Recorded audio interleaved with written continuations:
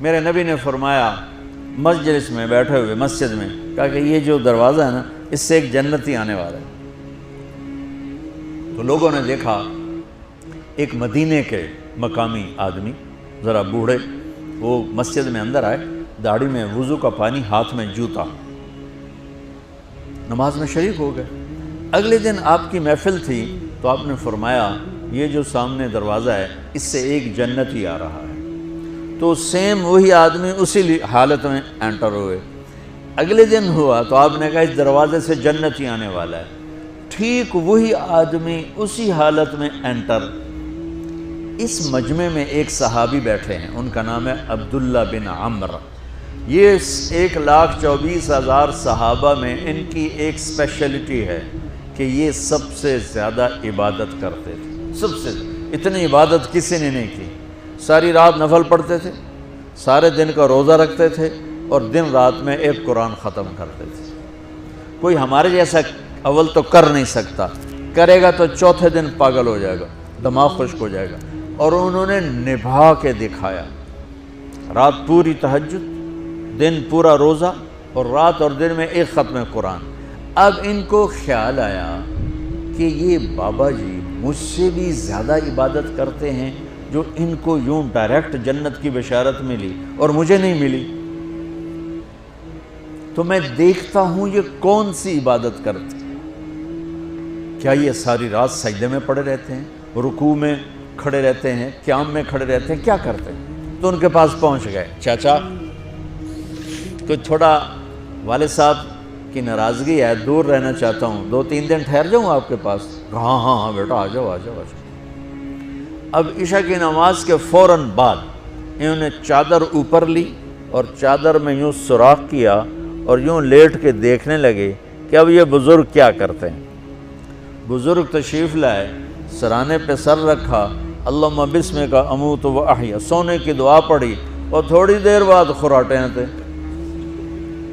وہ بڑے حیران ہوئے، بھئی میرا تو خیال ہے یہ ساری رات سجدہ کرے گا تو رو رو مصلی تر کر دے گا، یہ تو خراٹے چون جاندے نہ ہو جا رہے ہیں۔ اب وہ دیکھ رہے ہیں ابھی اٹھے گا ابھی اٹھے گا ابھی اٹھے گا، پھر انہوں نے کپڑا اتار دیا، ابھی سویا ہوا ہے۔ وہ فجر کی اذان پہ اٹھے اور ان کا دماغ چکر کھا گیا، بھئی اے کی بڑی تہجد دے 2 نفل بھی نہیں تو جنت دی بشارت 3 دن کٹھی۔ انہوں نے کہا کل دیکھوں گا، کل شاید کچھ اور کریں۔ اگلے دن آئے، پھر اسی طرح یوں کر کے لیٹ گئے، اور بزرگوں نے بھی یوں کی، اور بسمک اموت و احیا، اور پورا کمرہ خراٹے نال۔ وہ پھر پریشان، یہ کب اٹھے گا کب اٹھے گا؟ فجر کی اذان پہ اٹھے تو اور ان کی حیرت بڑھ گئی، کہنے والا سچا، اس کے بات کو تو چیلنج ہو نہیں سکتا، وہ محمد مصطفیٰ ہیں، لیکن یہ چکر کیا ہے، یہ جنت مل کیسے رہی ہے؟ چلو ایک رات اور صحیح۔ تیسری رات آئے، یہ یوں لیٹے وہ یوں لیٹے، یہ دیکھتے رہے وہ سوتے رہے، حتیٰ کہ فجر کی اذان پہ آنکھ کھلی تو یہ نا پھٹ پڑے، کہنے لگے چاچا بات بتاؤں؟ کہنے کیا ہے؟ کہ میری کوئی جھگڑا نہیں تھا ابا سے، میں نے 3 دن مسلسل تیرے بارے میں سنا جنتی آ رہا، 3 دن تجھے اللہ کے نبی نے بشارت دی، جنتی ہے جنتی ہے جنتی ہے، لیکن میں اس بات پہ حیران ہوں تو ساری رات سوتا رہتا۔ اس زمانے میں منافق بھی تہجد نہیں چھوڑتے تھے، فرض نماز تو فرض نماز ہے، منافق بھی تہجد نہیں چھوڑتے تھے۔ تو کہنے لگے کیا کرتے ہو؟ ساری رات تو سوتے گزار دیتے، کیا کرتے ہو؟ کہنے لگے بھتیجے جو تو نے دیکھا ہے یہی کرتا ہوں۔ اب یہ پریشان ہے کہ اللہ کے نبی کی بات کو تو چیلنج ہو نہیں سکتا، اور جس کو بشارت دی ہے انہوں تے فٹ نظر نہیں آ رہی کہ کیسے تو نفل آج کہ نیک لوگ تہجد نہیں چھوڑتے۔ تو کہنے لگے اچھا چلو اللہ نے ایسا ہی، اللہ کی مرضی، اللہ کے نبی کی مرضی۔ یہ 4 قدم چلے تو آپ سننا، کہا بھتیجے ادھر آؤ، کہا بیٹا ادھر آؤ، آ گئے کہنے لگے اب تمہیں اصلی بات بتاؤں، اب تمہیں اندر کی بات بتاؤں؟ انہوں نے کہا کیا ہے؟ اب وہ تیار ہو گئے کہ یہ کہیں گے میں 3 دن بیمار تھا اس لیے میں اٹھ نہیں سکا، ورنہ میں تو ساری رات سجدے میں گزارتا ہوں، میں تو ساری رات روتے روتے گزارتا ہوں، تو 3 دن میں بیمار تھا، میرے پیٹ میں درد تھا، میرے سر میں درد تھا، تو میں اٹھ نہیں سکا، ورنہ تو دیکھتا تو حیران ہو جاتا میری رات کیسے ہوتی۔ لہذا ہاں جی۔ تو کہنے لگے مجھے دیکھو، یہاں ہاتھ رکھا، یہ جو دل ہے نا، دل، اس میں دنیا کی کسی انسان کی نفرت نہیں ہے، اور جب اللہ کسی کو کوئی رزق دیتا ہے تو مجھے کبھی حسد نہیں ہوا، مجھے خوشی ہوتی ہے۔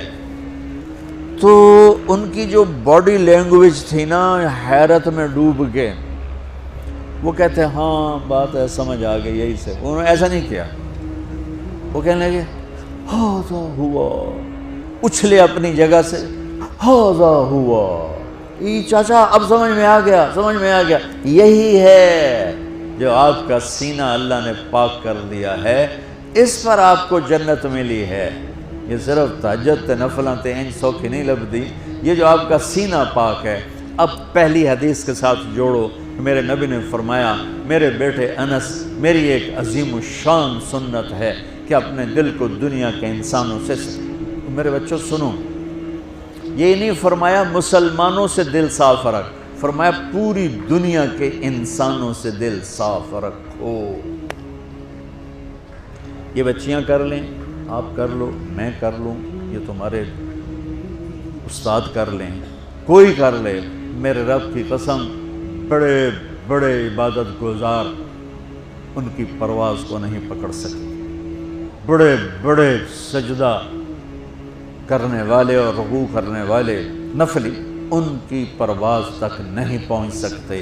ایک اس وجہ سے کہ یہ عظیم الشان سنت ہے، ایک اس وجہ سے کہ اس کے کرنے والے بڑے تھوڑے ہیں، ایک اس وجہ سے کہ یہ مشکل بہت ہے کہ آدمی کو خود ذبح ہونا پڑتا ہے تب جا کر یہ چیز ہاتھ میں آتی۔